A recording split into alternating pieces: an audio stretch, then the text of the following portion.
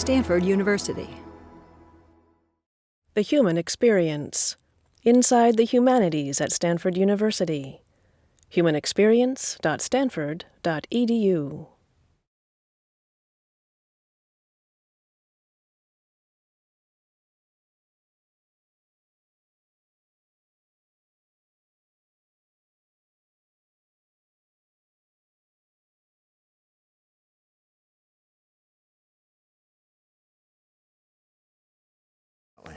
But that's enough to motivate the next thing I want to talk to you about.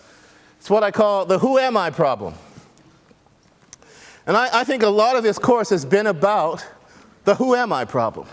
By the who am I problem, I mean the problem of determining what I have lived as, what I am living as now, and what I seek to become. Or you can put it this way, how shall I represent my ever-unfolding life? So I have this life that's ever-unfolding. It's present to me as my life. But there's a problem. First of all, the future is not given to me as something automatically determined, so what shall I do?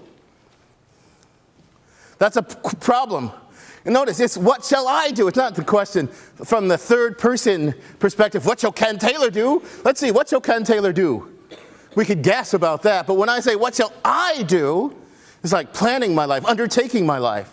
And it's up to me, in some sense, to undertake my life. Lots of creatures don't have this kind of problem.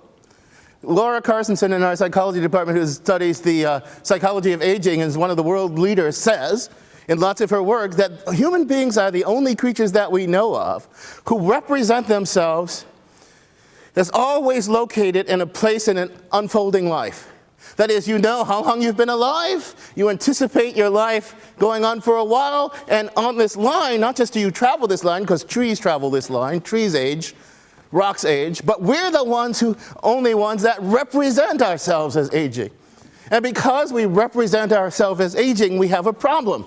We have to manage our lives as we age, using these coordinating self-representation. So we got this problem. What shall I represent myself? Via what representation shall I self-represent my unfolding life? How shall I self-govern this self-representing being? By what norms shall I live my life? Under what allegiances shall I live my life? That's given to you as a problem because your life is given to you as something not already fixed and determined, but as a project that you may undertake. Here's the claim.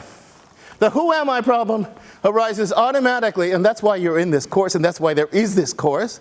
It arises automatically for self-representing agents through the very exercise of their capacity for self-representation. The question always comes to you, who am I, why am I, what shall I try to be? Why does that question come to you? Because you have these self-representations that have this role of bringing your life together into some kind of whole. But they don't do it automatically. You have to do it. You have to undertake it.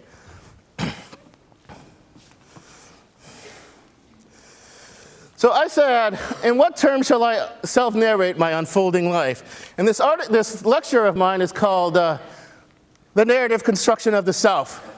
And by that I mean something like this. To narratively construct oneself involves the following elements. It involves having a conception of oneself as undertaking projects, as being up to something. I am up to this. I am trying to get to the store. I am trying to complete this exam. I am trying to pass with Stanford. I am trying to get this appropriate other's attention. So a conception of oneself as undertaking projects that function as one's own answer, one's own self-given answer to the who am I question, or what am I about question.